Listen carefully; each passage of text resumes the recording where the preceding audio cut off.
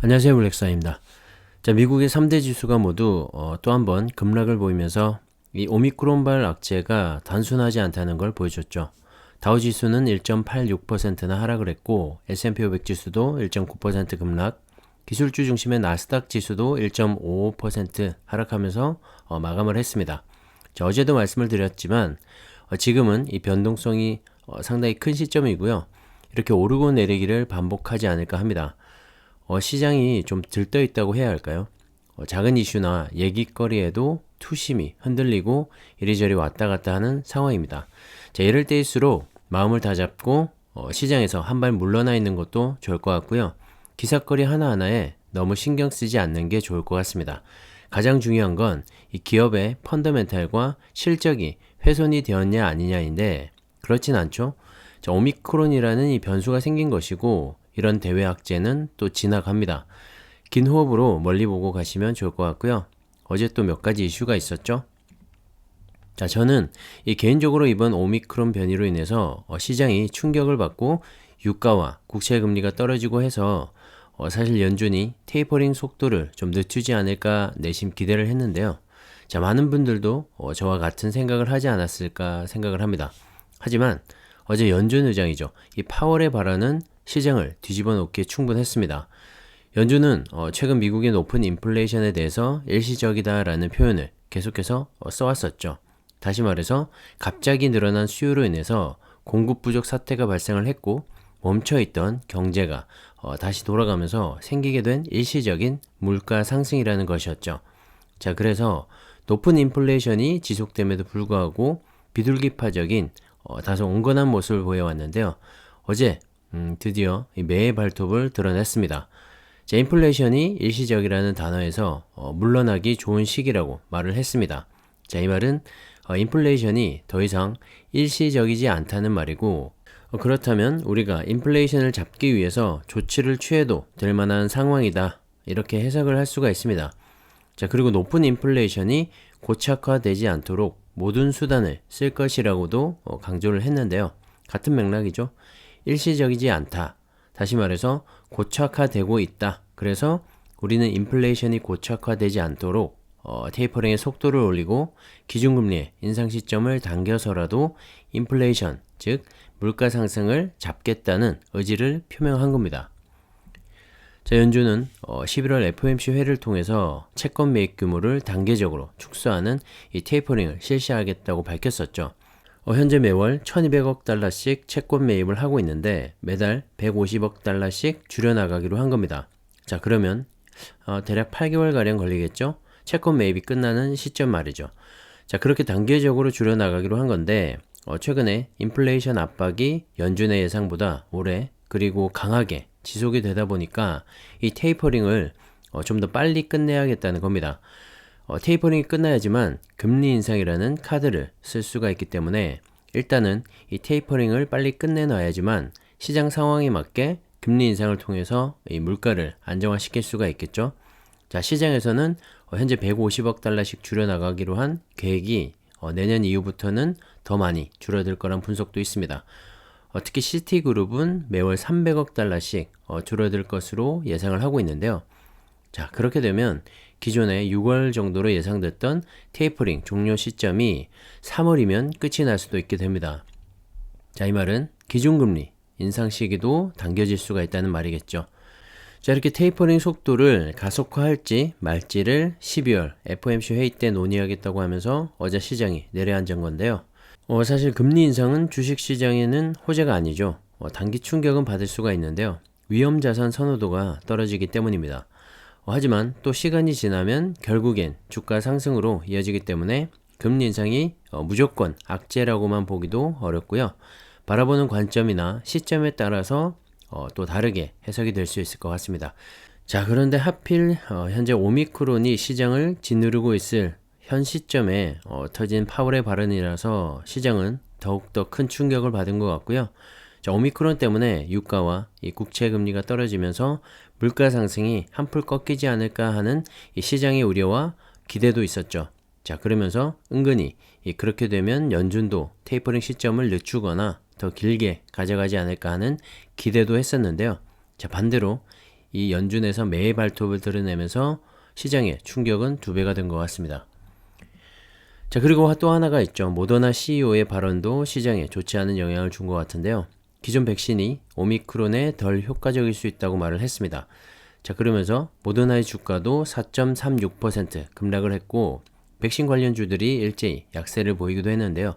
자, 시장 역시 이 오미크론의 위험성에 무게를 실으면서 다시 한번 경제가 멈추게 될지도 모른다는 두려움에 빠진 것 같습니다. 하지만 언론에서 어떻게 표현하는가에 따라 다르다고 생각을 하는데요. 전일에는 백신을 수개월 안에 만들 수 있다고 하면서 시장은 또 상승을 하기도 했습니다. 사실 뜯어보면 같은 말이죠. 현재 백신이 새 변이의 효과가 적을 수도 있으니 새로운 백신을 만들 건데 시간은 몇 개월이 걸릴 것이다. 이게 사실 팩트인데요. 어떻게 표현하느냐에 따라 받아들이는 사람들의 마음이 달라질 수 있을 것 같습니다. 그래서 이것만 봐도 현재 시장 상황을 알 수가 있는데요. 말 그대로 변동성이 상당히 심하죠. 이 말이 흔들리고 저 말이 또 흔들리고 그렇게 흔들리는 상황입니다. 자, 오미크론을 막을 수 있는 이 백신 개발이 언제까지 될 것이고 현재 이 오미크론의 위험성은 어느 정도이다.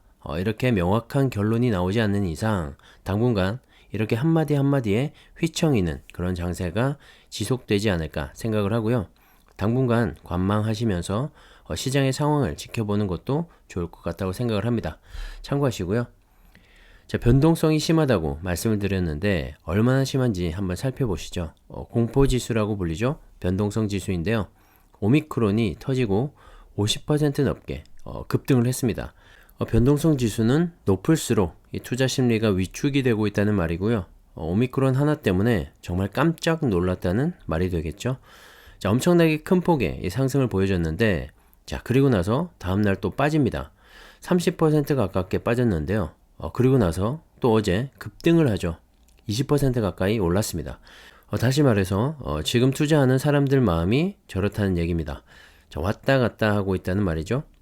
위험한데? 그러다가 또 괜찮네? 아니야. 위험한 게 맞네? 자, 이렇게 시장도 갈피를 못 잡고 있는 상황이고요. 투심도 흔들리고 있다고 보시면 될 것 같습니다. 자, 그래서 이럴 때는 한 발 물러서서 좀 지켜보는 것도 나쁘지 않다고 말씀을 드리는 거고요. 참고하시면 좋을 것 같습니다. 자, 연준에 인플레이션을 잡겠다는 발언도 있었고 오미크론의 위험성도 제기가 되면서 미국의 10년물 국채금리는 전일 대비 5.65%나 급락을 하면서 1.44%까지 떨어졌습니다. 자, 지금은 다시 또 오르고 있는 모습인데요. 좀 지켜봐야겠죠. 시장 상황에 따라 이 국채금리도 왔다 갔다 하고 있고요. 미국 지수 선물도 현재 오르고 있기 때문에 오늘은 어제의 하락폭을 좀 만회하지 않을까 하는 생각도 듭니다. 자, 어쨌든 이 국채금리의 하락은 이 주가에는 호재로 작용을 하기 때문에 이걸 보면 주가는 달려야 할 것 같고 또 오미크론을 보면 덤벼들기 어렵고 참 애매한 상황이죠. 자, 일단 좀 지켜보시면 좋을 것 같습니다.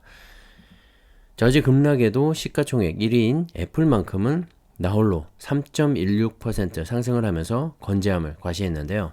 그렇게 움직이지 않던 애플이 또 이렇게 시장이 혼란할 때는 그 위력을 보여주는 것 같습니다. 자, 올해 상반기까지만 해도 별다른 움직임이 없었죠. 다른 종목은 다 올라도 애플만큼은 정말 느긋한 모습이었는데요. 자, 시장에 위기가 닥칠 때 시총 1위의 위험을 보여주는 것 같습니다. 자, 애플은 개별 종목으로도 많은 분들이 투자를 하고 계실 텐데요. 저도 아주 조금 가지고 있긴 합니다. 하지만 무거운 주식이죠. 시가총액이 말해주고 있는데요. 하지만 또 애플이 가지고 있는 네임밸류 그리고 아이폰을 비롯한 아이패드, 맥북 등의 지속적인 판매와 팬덤 게다가 최근에는 애플카 이슈까지 부각이 되면서 사실 애플을 버릴 수가 없죠. 뭐 하나 모자르거나 4차 산업혁명 시대를 거스르는 것들이 하나도 없습니다. 자, 메타 관련해서도 AR, VR 기기들이 곧 나오겠죠. 자, 그리고 애플워치를 통해서 헬스케어 분야의 이 데이터까지 축적을 하고 있기 때문에 앞으로의 성장성은 무궁무진할 것으로 생각이 들고요. 또 하나, 이 매년 3, 4%의 자사주 매입을 하고 있고 배당금도 10%씩 인상을 하고 있죠. 주주 친화적인 정책을 펼치고 있는 건데요. 자, 그러면서 주주들의 가치를 높이는 활동을 계속하고 있습니다. 자, 이대로 간다면 2025년엔 현재 대비 주식수가 15% 감소할 것이라는 분석도 있는데요. 이렇게 자사주를 매입해서 소각하고 배당금까지 높여주는 세계 시총 1위에 풍부한 유동성 자금까지 갖춘 가장 안정적인 투자처가 바로 애플입니다. 자, 급등락은 잘 없죠. 그래서 단타나 단기 투자에는 어울리지가 않는데요. 정말 중장기 투자를 생각한다면 또 애플만한 주식도 없을 것 같습니다. 참고하시면 좋을 것 같고요. 자, 이렇게 시장이 위험해질 때면 보이지 않던 것들이 보이기도 합니다. 자, 애플이라는 이 개별 종목도 좋지만 애플을 비롯한 빅테크죠.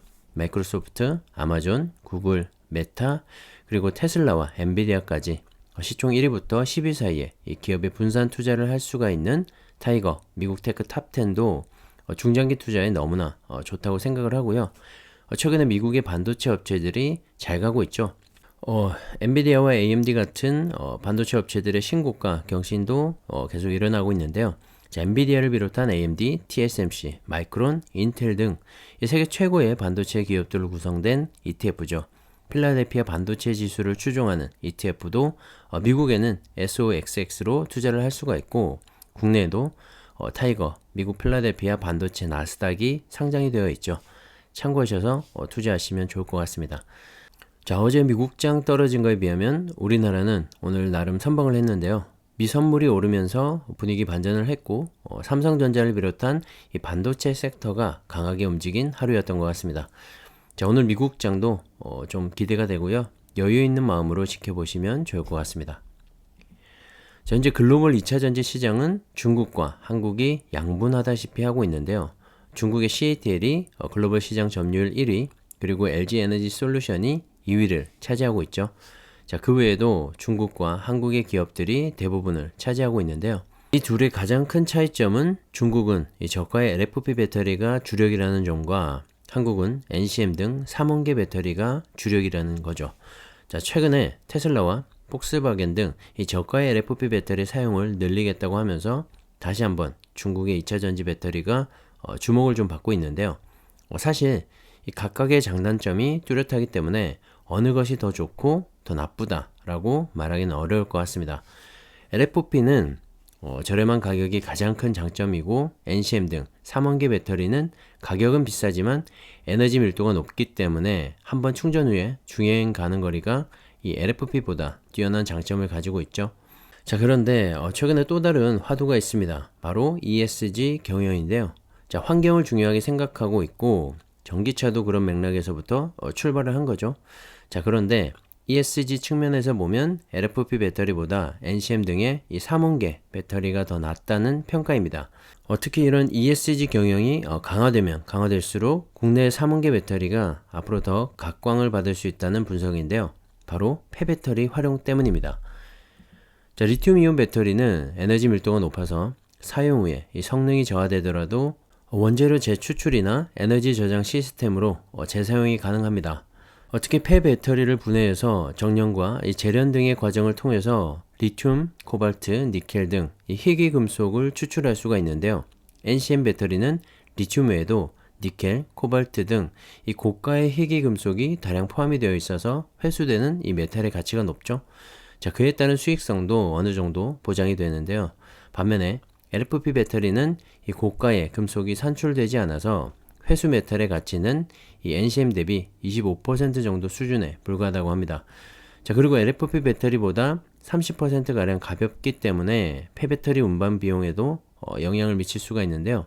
NCM 배터리는 1만 톤 후처리 투입 시에 물류 비용이 6% 정도인데 LFP 배터리는 26% 정도의 물류 비용이 발생을 해서 경제성 측면에서도 3원계 배터리가 훨씬 더 유리하다고 합니다. 자, 그렇게 따지고 보면 지금 당장은 이 LFP 배터리가 좀 더 싸긴 하지만 시간이 지나면 지날수록 이 폐배터리가 늘어나고 그 활용도가 커지기 시작을 한다면 원가 측면에서 비슷해지는 상황이 발생할 수도 있겠죠. 자, 그래서 길게 본다면 이 주행 가는 거리도 길고 부피도 적고 무게도 가볍고 폐배터리 활용도까지 높은 이 3원계 배터리가 더 주목을 받지 않을까 생각을 하는데요. 자, 그렇다고 LFP 배터리의 사용량이 지금 당장 줄어든다는 얘기는 아니기 때문에 중국과 한국 시장 모두 담아가시는 전략은 유효하다고 생각을 하고요. 중국이라는 시장 하나만 봐도 투자 가치가 충분하기 때문에 2차전지 배터리는 차이나 전기차와 2차전지 테마나 산업과 같은 ETF를 꾸준히 모아가시면 좋을 것 같다는 생각입니다. 자, 오늘 영상도 여러분의 투자에 도움이 되었으면 하고요. 오늘은 여기까지 하겠습니다. 감사합니다.